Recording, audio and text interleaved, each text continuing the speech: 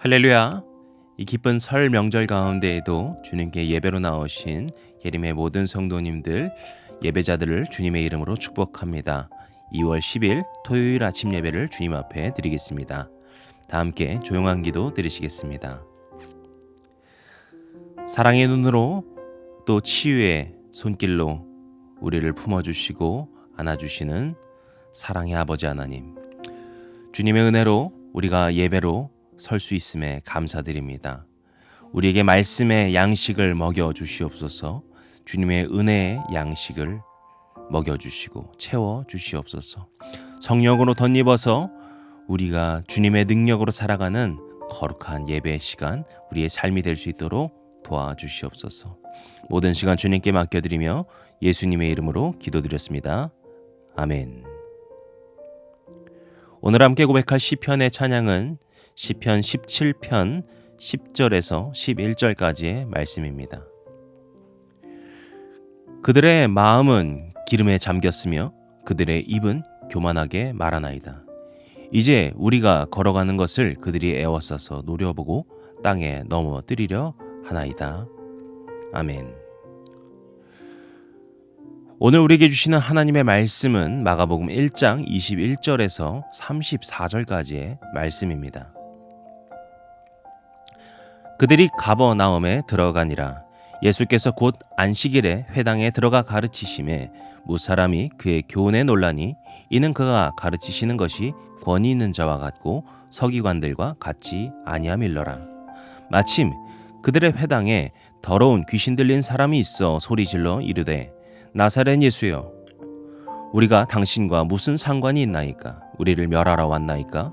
나는 당신이 누구인 줄 아노니 하나님의 거룩한 자이니이다. 예수께서 꾸짖어 이르시되 잠잠하고 그 사람에게서 나오라 하시니 더러운 귀신이 그 사람에게 경련을 일으키고 큰 소리를 지르며 나오는지라. 다 놀라 서로 물어 이르되 이는 어찌미냐? 권위 있는 새 교훈이로다. 더러운 귀신들에게 명한즉 순종하는도다 하더라. 예수의 소문이 곧 온 갈릴리 사방에 퍼지더라. 회당에서 나와 곧 야고보와 요한과 함께 시몬과 안드레의 집에 들어가시니 시몬의 장봉아 열병으로 누워 있는지라. 사람들이 곧 그 여자에 대하여 예수께 여짜온대 나아가사 그 손을 잡아 일으키시니 열병이 떠나고 여자가 그들에게 수종드니라. 저물어 해질 때에 모든 병자와 귀신 들린 자를 예수께 데려오니 온 동네가 그 문 앞에 모였더라. 예수께서 각종 병이 든 많은 사람을 고치시며 많은 귀신을 내쫓으시되 귀신이 자기를 알므로 그 말하는 것을 허락하지 아니하시니라. 아멘. 어제 우리는 예수님께서 광야에 시험 받으시는 사건, 그리고 또 제자를 부르시는 그 일에 대해서 보았습니다. 이제 오늘 말씀에서 예수님께서는 제자들과 함께 안식일에 가버나움의 회당에 들어가시고 그 이후에 벌어지는 일을 보실 텐데요. 전체적으로 좀 내용을 한번 쭉 살펴보시고 이 말씀을 나누기를 원합니다. 지난 말씀에서 시몬과 안드레는 어업을 하고 있었습니다. 그런데 오늘 말씀은 안식일이라고 말을 하죠. 안식일에는 노동을 할 수 없었기 때문에 이것을 먼저 시간적으로 며칠이 지났구나라는 것을 볼 수 있겠습니다. 마가복음에서는 바로 연결되어 있지만 이것이 시간적으로 좀 지났다라고 볼 수 있겠습니다. 아무튼 간에 그렇게 예수님께서 회당에 들어가시는데 그 들어가시자마자 가르치신다라고 이야기합니다. 회당에서 가르치는 것은 아무나 할 수 있는 것이 아니었습니다. 그런데 오늘 본문에 보시면 예수님께서 어떠한 제지도 없이 그냥 가서 가르치셨다라고 말을 하죠. 이에 대해서 예수님께서 갑자기 가르치시는 자리로 올라가셔서 아무도 제지할 수 없었다라고 보는 견해도 있고요. 예수님께서 글을 읽는 것을 보시고서, 당시에는 글을 읽는 사람이 별로 없었죠. 그 서기관들이라고 하는 사람, 글을 쓰고 읽을 수 있는 그 사람들이 소수였기 때문에 그들이 권력자였듯이 글을 읽는 것이 별로 되지 않았는데 예수님께서 글을 읽는 것을 보고서 배운 사람이구나 생각해서 올렸다라고 보기도 합니다. 또 회장장과 이전에 이미 관계가 좀 있었다라고 보는 견해도 있기는 합니다만 이런 것은 추측이기 때문에 확실하지는 않고 또 본문도 이 부분에 대해서 크게 관심을 보이지 않기 때문에 또 이런저런 견해들이 있다라고만 보시면 되겠습니다. 근데 본문에서 조금 중요하게 보는 것은 무엇입니까? 바로 예수님의 그 가르침 그 자체에 있죠. 22절에 보시면은 예수님의 그 가르치심이 어떠합니까? 권위 있는 자와 같았다라고 설명합니다. 또 여기서 조금 재밌는 것은 그것이 서기관들과 같지 않았다고 부연 설명을 하는데요. 이후에 예수님께서 바리새인들과 서기관들과 이들에게 각을 세우시면서 여러 가지 논쟁들을 벌이게 되는 것을 알 수 있으면서 이러한 연장선으로 이러한 시작으로서 볼 수 있겠습니다. 근데 아무튼 예수님께서 그들을 그렇게 가르치셨다라는 것을 말하고 있습니다. 그리고서 이어지는 이야기에서 귀신 들린 사람이 곧바로 등장하죠. 그리고 이 사람은 예수님의 이름을 부르짖으면서 말합니다. 그러자 예수님께서 그 귀신을 꾸짖어 내쫓으시죠. 그 모습을 본 사람들이 더욱 놀라게 됩니다. 참 예수님의 그 강렬한 공식 모습이다. 첫 공식 모습이다라고 볼 수 있겠는데요. 예수님께서 첫 등장을 하시면서 말씀을 가르치시는데 사람들이 그 권위 있는 말씀에 놀라게 되고 귀신이 들린 사람은 예수님을 바라보고는 하나님의 거룩한 자입니다 라고 설명을 하더니 예수님은 그런 귀신을 내쫓으시기까지 하죠. 그러한 강렬한 모습을 보고 그런 놀라운 모습을 보고서 예수님의 소문이 이제 온 갈릴리에 퍼졌다라고 28절에 이야기를 합니다. 그리고 이후에 29절부터는 시몬의 장모를 고치시는 사건이 나옵니다. 시몬의 장모가 열병으로 누워 있었다라고 설명을 하는데요. 우리가 이 열병이 정확하게 뭔지는 알 수 없지만 뭔가 열병 하면은 그렇게 크게 생각하지 않으실 수도 있을 것 같아요. 좀 열이 났구나. 그냥 감기인가 이렇게 생각하실 수도 있겠죠. 근데 당시로 봤을 때 열병이라는 것은 단순한 일이 아닙니다. 지금처럼 타이레놀 같이 해열제가 있는 것도 아니고요. 항생제가 있는 것도 아니죠.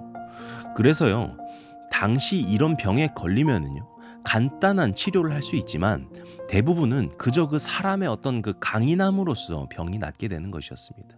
그냥 사람이 강하면은 낫는 것입니다. 반대로 말하면은 강하지 못하면 살아남지 못하는 것이죠. 그래서 우스갯소리로 옛날 사람에 대해서 말할 때 강한 사람만이 살아남는 시대였다 이런 식으로 우스갯소리로 말할 때가 있는데요. 약간 농이 섞인 말이긴 하지만 지극히 현실적인 이야기이기도 했습니다. 그런데 이런 점을 놓고 볼 때 시몬의 장모이기 때문에 이 사람은 이미 좀 나이가 있는 노인이었을 것입니다. 게다가 장모니까 여성이죠. 그런 점을 놓고 볼 때 몸이 더욱 약하다라고 볼 수 있는데요. 그런 사람이 열이 올라서 앓고 있다는 것은 이제 거의 죽게 되었다라고 볼 수 있겠습니다. 그래서 30절에도 보시면은 사람들이 곧 그 여자에 대해서 예수께 여짜왔다라고 말을 하는데 이것이 무엇인지 말을 하고 있지는 않습니다. 다만 추측해보건대 뭔가 좋은 이야기는 아니었겠죠. 이 사람이 왜 이렇게 죽게 된 것입니까? 이런 이야기들을 하고 있었겠죠.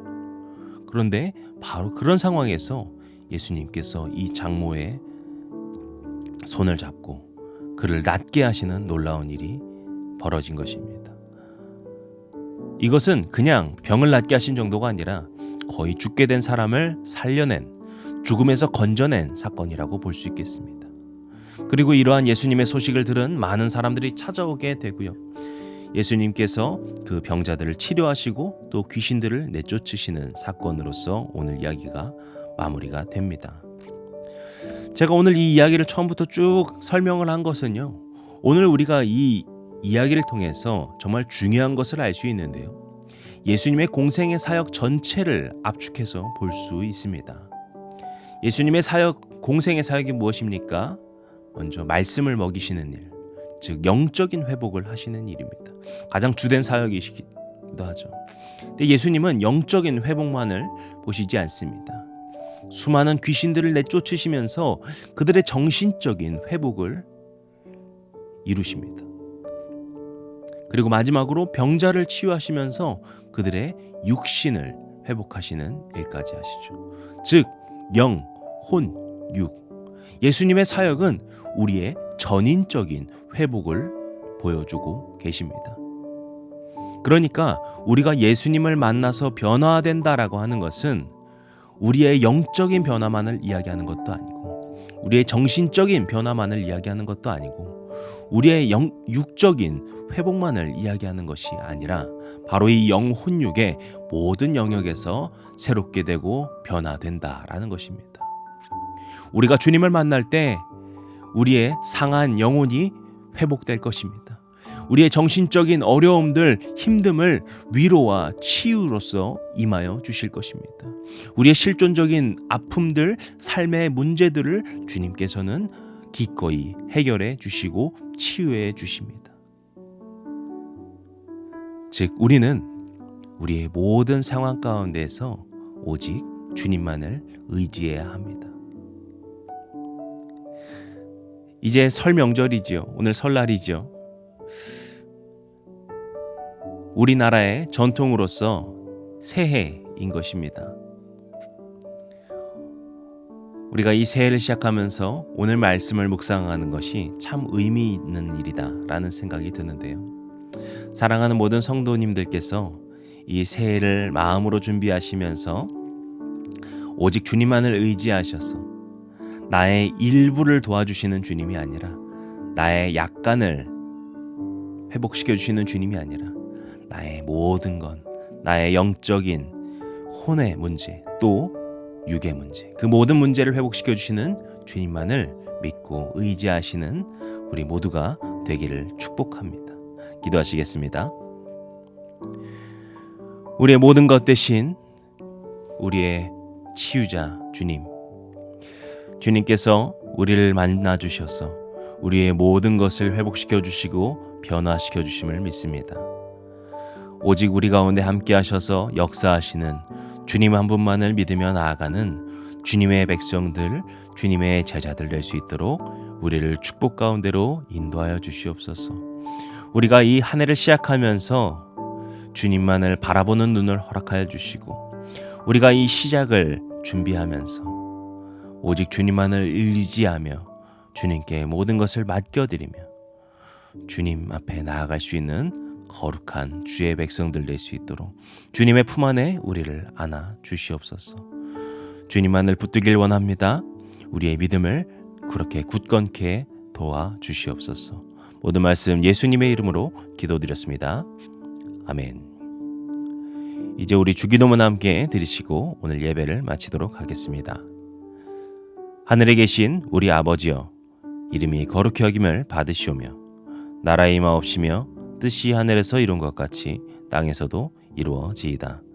오늘날 우리에게 일용할 양식을 주옵시고 우리가 우리에게 죄진 자를 사하여 준 것 같이 우리 죄를 사하여 주옵시고 우리를 시험에 들게 하지 마옵시고 다만 악에서 구하옵소서.